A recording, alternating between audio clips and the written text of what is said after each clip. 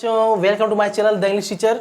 कई बच्चे कुछ दिनों से कह रहे थे कि सर आप लिटरेचर पर वीडियो बनाते हैं, ग्रामर के ऊपर क्यों नहीं वीडियो बनाते हैं, आप ग्रामर पे भी कुछ शुरू कीजिए। तो बच्चों हमने लास्टली ये डिसीजन लिया कि क्यों नहीं ग्रामर की सीरीज़ शुरू करते हैं। ठीक है भाई, इसकी भी तो आवश्यकता है हमको। तो इसलिए ये जो है हमने सोचा कि ग्रामर आप लोगों को हम पढ़ाएंगे एक नई सीरीज़ को शुरू करके, जिसमें आपको ग्रामर के ईच एंड एवरी टॉपिक और कॉन्सेप्ट को हम आपको क्लियर करेंगे, एक्सप्लेन करेंगे। ठीक है, तो आज का जो हमने कॉन्सेप्ट चुना है वो उसको हम सीरीज़ फर्स्ट नाम दे रहे हैं, और यह जो पार्ट हम आपको समझाने जा रहे हैं बच्चों, यह होगा ट्रांसलेशन पर। ठीक है, तो चलते हैं, शुरू करते हैं ट्रांसलेशन आज से, और इसके बाद आप पढ़ेंगे ग्रामर रेगुलरली। ठीक, let's start on the board. तो बच्चों ट्रांसलेशन जो है आपकी शुरू हो रही है आज से। ट्रांसलेशन में आपको पता होगा बच्चों कि टेंस जो है मेजॉरिटी टेंस की होती है, टेंस के बिना ट्रांसलेशन कभी भी कंप्लीट नहीं होता है। तो हम समझते हैं पहले टेंस को। ठीक, देखिए टेंस क्या होते हैं। जो ट्रेडिशनली ग्रामर है हम लोगों का, उसमें टेंस को बताया गया है कि टेंस जो होते हैं 3 टाइप्स के होते हैं बच्चों, 3 प्रकार के टेंस होते हैं। आपको पता है कौन कौन से होते हैं, इस बताने वाली बात तो है नहीं, फिर भी आपको एक बार समझा देते हैं। प्रेजेंट टेंस, ठीक, पास्ट टेंस, एंड थर्ड जो है वह है फ्यूचर टेंस। ठीक, तो बच्चों ये तो होते हैं 3 टेंस। ठीक है, फर्दर क्या होता है कि हर एक टेंस में 4 जो है भेद बताए गए हैं, उसके भी 4 पार्ट्स किए गए हैं। जैसे फॉर एग्जांपल आपको बता दें, जैसे प्रेजेंट टेंस को ही चुन लेते हैं हम। तो प्रेजेंट टेंस में जो पहला पार्ट है वो होता है इंडेफिनिट। ठीक, और जो दूसरा होता है वो होता है कॉन्टिन्यूअस, और तीसरा होता है बच्चों परफेक्ट, और चौथा होता है परफेक्ट कॉन्टिन्यूअस।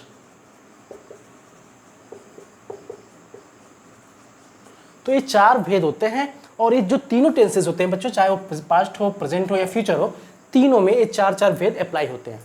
तो बच्चों ये जो चारों भेद है इनकी अलग अलग विशेषताएं होती हैं, अलग समय होते हैं, इनके अलग प्रकार की विधियां होती हैं, मेथड्स होते हैं, इनको हम यूज़ करते हैं अलग तरह से। ये सारे जितने भी इसके रूल्स हैं आपको हम क्लियर करेंगे। तो फिलहाल जो आज की बात है इस वीडियो में, आपको पहले हम समझाएंगे प्रेजेंट टेंस होता क्या है।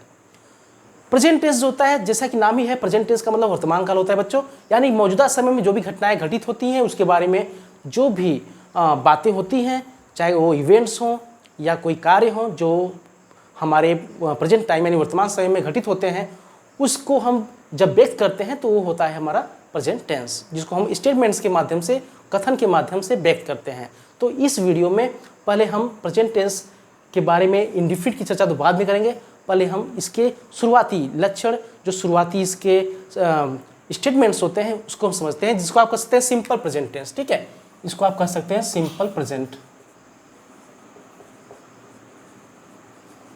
तो सिंपल प्रेजेंट के बारे में आज हम समझते हैं। ठीक बच्चों,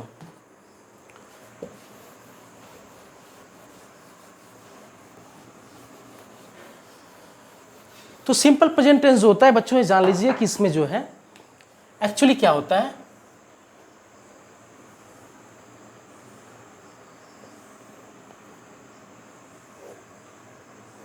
पहले इसमें समझते हैं कि इसमें सब्जेक्ट जो होते हैं यानी कर्ता क्या है और कर्म क्या होते हैं, किस तरह से यह वाक्य या सेंटेंस यूज़ किए जाते हैं, इसको हम समझते हैं। तो इसमें देखिए जो सब्जेक्ट होता है वह सिंगुलर होता है, प्लूरल, दोनों तरह के सब्जेक्ट्स होते हैं बच्चों।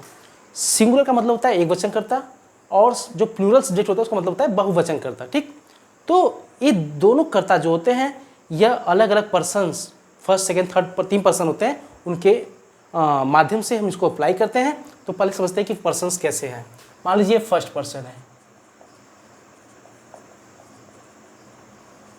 ठीक, और ये हो गया सेकेंड पर्सन, और ये हो गया आपका थर्ड पर्सन। ठीक, तो जो फर्स्ट पर्सन में बच्चों जो आते हैं सब्जेक्ट, जिसकी हम बात करेंगे यहाँ पे सिंगुलर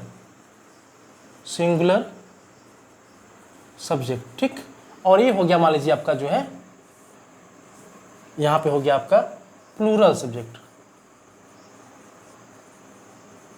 ठीक, तो बच्चों अब सिंगुलर सब्जेक्ट में सब्जेक्ट क्या क्या आते हैं ये देख लीजिए आप। तो फर्स्ट पर्सन के अंतर्गत आता है आई। ठीक, तो आई के साथ जो होता है हम जो सहायक क्रिया का यूज करेंगे इसमें वह होगा एम। ठीक, और इसका जो फर्स्ट पर्सन का जो प्लूरल सब्जेक्ट होगा वह है वी, और इसके लिए जो सहायक यानी हेल्पिंग वर्ब जो हम यूज करेंगे वह होगा आर।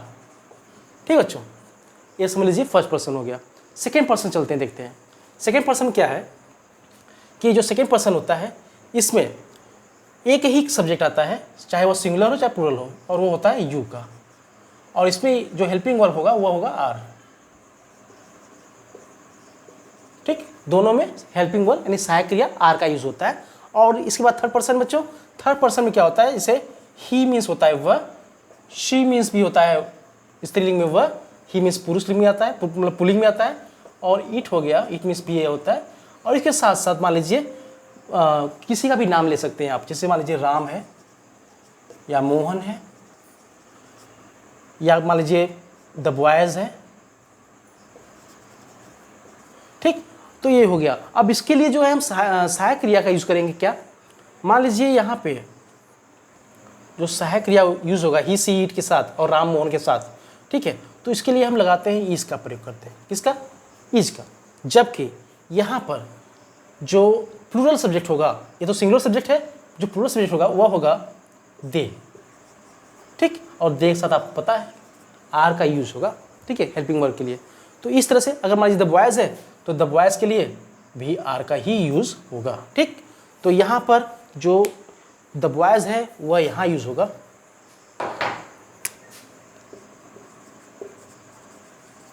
प्लूरल सब्जेक्ट के रूप में। ठीक, तो बच्चों ये हो गया आपका चार्ट, जिसमें आपने समझ लिया इस टेबल को अच्छे से कि फर्स्ट, सेकेंड और थर्ड पर्सन में कौन कौन से सिंगुलर सब्जेक्ट होते हैं और कौन से प्लूरल सब्जेक्ट होते हैं। अब हम चलते हैं आपके लिए कुछ सेंटेंसेस को लाते हैं कि कैसे आप उसके लिए लिखेंगे।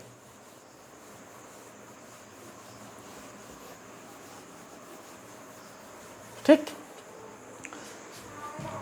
बच्चों, देखिए यहाँ पर हम एक छोटा सा वाक्य दे रहे हैं, थोड़ा सा आप इसको ये भी इस बात से भी समझ सकते हैं कि इसमें हम पैटर्न कैसा यूज करेंगे। मान लीजिए सब्जेक्ट हो गया, ठीक है, सब्जेक्ट के बाद हम क्या यूज कर सकते हैं, तो सब्जेक्ट के बाद आपको हेल्पिंग वर्ब यूज करना है, helping verb plus object. Object क्या होता है, यह कर्म होता है। मान लीजिए यहाँ पर हम एक वाक्य दे रहे हैं, राम, ठीक है, एक लड़का है। इसमें आप समझ सकते हैं सब्जेक्ट क्या है, राम। सब्जेक्ट जो है यानी कर्ता जो है वह है राम। ठीक, और यहाँ सहायक क्रिया क्या है बच्चों, यहाँ पर ये है के लिए हमने सहायक क्रिया का यूज़ किया है, यहाँ पर इज का करना है, किसका, इज का। तो हम इसकी जब बनाएंगे ट्रांसलेशन तो ऐसे होगा, राम इज। ठीक, तो इसके बाद हमने जैसे यहाँ बताया सब्जेक्ट राम हो गया, हेल्पिंग वर्ब हो गया इज, ठीक है, उसके बाद इसके बाद ऑब्जेक्ट क्या है, यह राम लड़का है। ठीक है, तो यह ऑब्जेक्ट का काम करेगा। तो यहाँ पर हम यूज़ करेंगे, चूँकि एक का यूज़ हुआ है, एक के लिए हमने यहाँ पर ए लगाना है। ठीक, उसके बाद हमको यहाँ ऑब्जेक्ट लिख देना है, राम इज अ बॉय। तो इस तरह से यह सेंटेंस का पैटर्न बनेगा। ठीक, अब इसमें देखिए बच्चों, यह हो गया एक सिंपल प्रेजेंट टेंस का वाक्य। अब इसमें आपने देखा कि राम एक लड़का है, राम इज अ बॉय, हमने यूज़ तो कर दिया। अब इसके लिए कुछ अलग सेंटेंसेस कैसे हम यूज़ कर सकते हैं। ठीक, जैसे मान लीजिए वह एक लड़की है। ठीक, वह एक लड़की है। अब इसके लिए हम क्या बनाएंगे, कैसा पैटर्न देंगे यहाँ पे, यहाँ पर हम बताएंगे कि सी इज़ अ गर्ल। ठीक बच्चों, यहाँ फुल स्टॉप दे देते हैं। तो यह हो गया, यह पैटर्न ऐसे काम करेगा। तो आपने इसको समझ लिया कि ये जो हमने दो एग्जांपल्स दिए ये सिंगुलर सब्जेक्ट के दिए, किसके, सिंगुलर सब्जेक्ट के। अब यहाँ पर हम आते हैं फर्स्ट पर्सन के लिए। फर्स्ट पर्सन का जो सब्जेक्ट होता है सिंगुलर में, उसको मैंने बताया आपको आई होता है।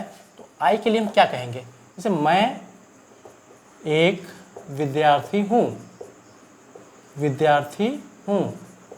तो इसके लिए आप क्या लिख सकते हैं, सपोज कीजिए अब, ठीक है, आप इस पर लिखेंगे आई, जो बताया गया आई जो होता है सिंगुलर सब्जेक्ट है प्रेजेंट टेंस का, और इसके लिए जो है हम सहायक क्रिया एम का यूज़ करेंगे। ठीक, तो आई एम अ स्टूडेंट। अब यहाँ पर अगर बात करें सेकेंड पर्सन, अरे सॉरी प्लूरल सब्जेक्ट की बात करें अगर फर्स्ट पर्सन में, तो हम यहाँ पे यूज़ करेंगे हम विद्यार्थी हैं, तो हम इसके लिए यूज़ करेंगे वी आर स्टूडेंट्स। ठीक, वी आर स्टूडेंट्स। ठीक है, तो हमने देखा कि वी के साथ हमने आर का यूज़ किया है, क्योंकि यह फर्स्ट पर्सन का प्लूरल सब्जेक्ट है वी, इसलिए हमने इसके साथ सहायक क्रिया के रूप में आर का यूज़ किया है, जैसा कि हमने पहले टेबल पे आपको बता दिया था। तो बच्चों ये आपको क्लियर हो गया। ये तो हो गया, हमने बताया आपको कि किस तरह से फर्स्ट पर्सन में आपको आई यानी एज ए सिंगुलर सब्जेक्ट और we as a plural subject का इस्तेमाल किया जा सकता है। इसके अलावा मैंने आपको इसके पहले बताया कि किस तरह से हम सिंगुलर सब्जेक्ट यानी जो आपका थर्ड पर्सन है उसके अंतर्गत सिंगुलर सब्जेक्ट ही शी का प्रयोग कैसे कर सकते हैं। फर्दर आपको हम बताने जा रहे हैं इस बार कि कैसे हम थर्ड पर्सन के प्लूरल सब्जेक्ट को यूज़ कर सकते हैं। इसको देखिए आप, देखिए मान लीजिए वे खिलाड़ी हैं, वे खिलाड़ी हैं, तो इसके लिए आप यूज़ करेंगे दे आर प्लेयर्स। ठीक है, प्लेयर्स। तो ये हो गया दे आर प्लेयर्स। ठीक है, इसके बाद ये क्लियर हो गया। अब इसमें आपने देखा कि थर्ड पर्सन के सिंगुलर और प्लूरल सब्जेक्ट्स दोनों का यूज़ हमने कर लिया है। सेकेंड पर्सन का भी हमने यूज़ नहीं किया है, फर्स्ट पर्सन का भी यूज़ हो गया बच्चों। सेकेंड पर्सन को भी देख लेते हैं। सेकेंड पर्सन जैसे आपको बताया गया कि सेकेंड जो पर्सन होता है उसमें सिंगुलर और प्लूरल सब्जेक्ट जो होता है यू होता है। तो यू के लिए जैसे मान लीजिए आप अध्यापक हैं, आप अध्यापक हैं। ठीक है, तो यहाँ पर आप यूज़ करेंगे यू आर अ टीचर। ठीक, तो ये यूज़ करते हैं आप। ठीक है, आर का इसमें यूज़ करेंगे क्योंकि यू के साथ आर ही helping as a helping verb में यूज़ होगा। ठीक, तो इसको आप कॉन्सेप्ट हमें लगता है क्लियर हो गया होगा बच्चों। तो आपके लिए हम कुछ एक्स्ट्रा वर्क कर देते हैं।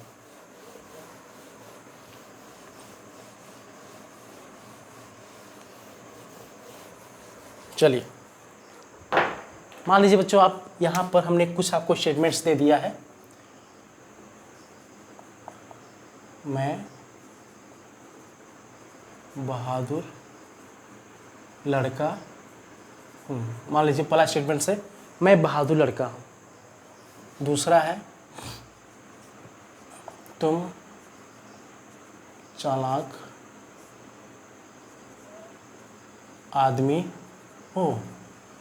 इसके बाद है वे अच्छे खिलाड़ी हैं। हम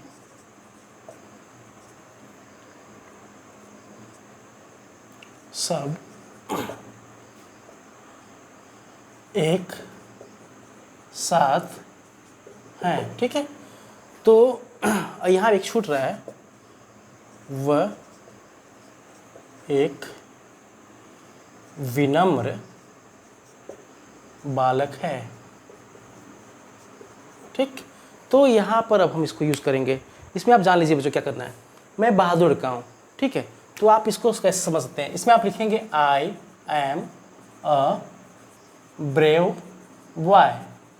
क्या, I am a brave boy. ठीक है, इसके बाद जो सेकेंड आपका ये स्टेटमेंट है तुम चालाक आदमी हो, इसके लिए आप लिखेंगे you are a clever man. इसके बाद थर्ड जो बच्चों है वह यह है वे अच्छे खिलाड़ी हैं, तो इसके लिए हम लिखेंगे they are good players. They are good players. ठीक, और नेक्स्ट है हम सब एक साथ हैं, तो वी के साथ आप जानते हैं कॉमनली सा यूज होता है आर, तो we are all together. We are together. वो एक विनम्र बालक है, तो इसका ही के लिए वह के लिए ही यूज करते हैं, तो he is a gentle boy.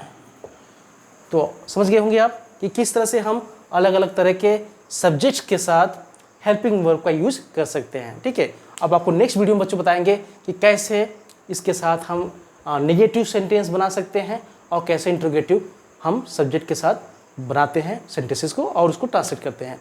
Next video में आपको पता चलेगा जल्द ही। ठीक है, बाय।